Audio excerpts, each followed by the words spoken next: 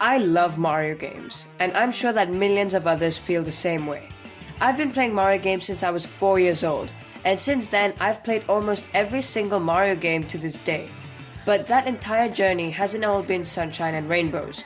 Although most Mario games are amazing and hold up fairly well even to this day, some games were, well, not necessarily bad, but more so less good than the other games. Which is why today I'm going to try to piece together a list of the 5 worst mainline Mario games ever. Controversial lists obviously need rule sets, and so here are the rules for this list. First, the game has to have Super Mario in the title, and it has to be a platformer game, so no spin-offs like Mario Party and Mario Kart. Also, these games can come out on any Nintendo system, as long as it features Mario as the main playable character. And moreover, the game has to have been developed by Nintendo. With all that said, let's get started. The new Super Mario Bros. Series is incredibly successful, and basically all their games are amazing, but some of those games fall flat in comparison, and one of those games is New Super Mario Bros. Wii. I can't tell you how much pain and stress I had to endure just to put this game on the list, as I played New Super Mario Bros. Wii non-stop back when I was 6. I loved playing through the different levels, collecting all the different star coins, and it was a lot of fun. All of the levels were extremely memorable, like the skeleton roller coaster one, the one where you have to ride on the green flying manta rays, and the final boss is probably the best final boss in the entire series if you were to ask me. Basically, this game was my childhood game, and I absolutely loved it. But going back to it now, I started to realize its problems and weaknesses. Or rather, this game only has one weakness, but it really drags the entirety of the game down. The problem is that New Super Mario Bros. Wii has a lack of additional content. I mean, sure, there are a ton of really cool levels to play through and hundreds of star coins to collect, but apart from the main story mode, there really isn't much else to do.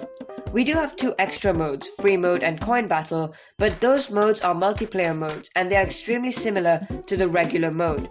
Conversely, looking at New Super Mario Bros. DS, New Super Mario Bros. 2 or New Super Mario Bros. U, those games have way more content. New Super Mario Bros. DS has a battle mode and dozens of minigames to play.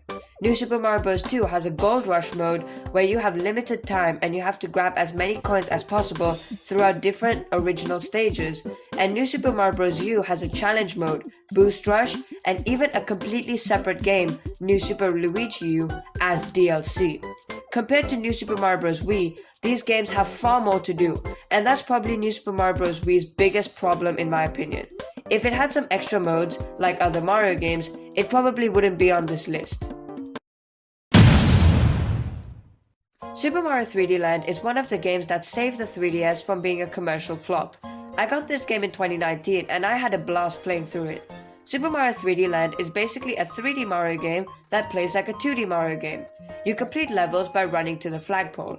However, Super Mario 3D Land is not really one of Nintendo's best games ever. The problems were its lack of innovation, variety, and similar to New Super Mario Bros. Wii, its lack of content. In Super Mario 3D Land, there's absolutely nothing else to do outside of the main story mode. There isn't even multiplayer. Now yes, it is in 3D, so there is more scope for level design variety and innovation. The problem now is that the levels didn't really innovate much, and many of them aren't too interesting or memorable. I can't tell you what a quarter of the stages even are. That could be because there are many more levels, but the only one that's coming to mind right now is just the clock stage, simply because it reminds me of Tick-Tock Clock from Mario 64. In my opinion, the levels have to be memorable to make the game really fun, but outside of the layout, the levels aren't really too different from each other. Now why is this game above New Super Mario Bros. Wii? Well, it's because it's in 3D, and the platforming is varied more and there's just more to do in 3D. 2D Mario can sometimes get a bit boring, but 3D Mario has less of a problem in that regard. So yeah, Super Mario 3D Land goes at number 4. After the huge success of New Super Mario Bros. And New Super Mario Bros. Wii, Nintendo went a bit crazy and over the top with 2D games. A lot of the games that were released on 3DS and Wii U were 2D games. One of them was New Super Mario Bros. 2 on the 3DS. New Super Mario Bros. 2 is a normal New Super Mario Bros. Game, but this time the twist is that coins are abundant. It's a nice change of pace, but this game just felt so uninspired and bland. It plays exactly as you would expect, bosses and enemies are reused or lazily reskinned, and just like the last two games, it has a lack of interesting content. Apart from the main story mode, we have Coin Rush, where you play through the same levels from the main mode but with limited time, and you have to collect as many coins as you can. Also, DLC was released for this game, which added new original levels for Coin Rush mode, which was nice.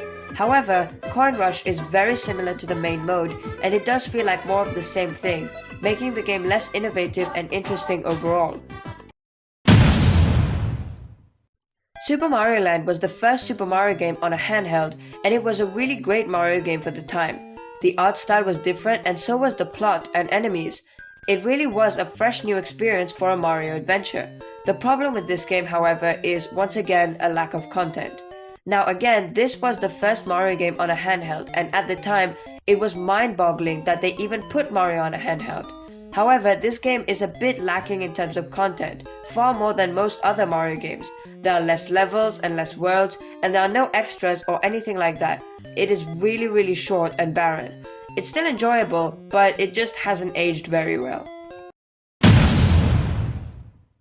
After the huge success of Super Mario Bros., Nintendo was quick to make a sequel, Super Mario Bros. The Lost Levels as it was called in the US. Unfortunately, this sequel was extremely difficult to play, and before anyone starts saying that just because a game is difficult doesn't mean it's bad, I'm well aware of that fact. However, Super Mario Bros. Lost Levels is not hard because the levels are designed in a tricky way that makes them hard but fun, but they are designed really unfairly.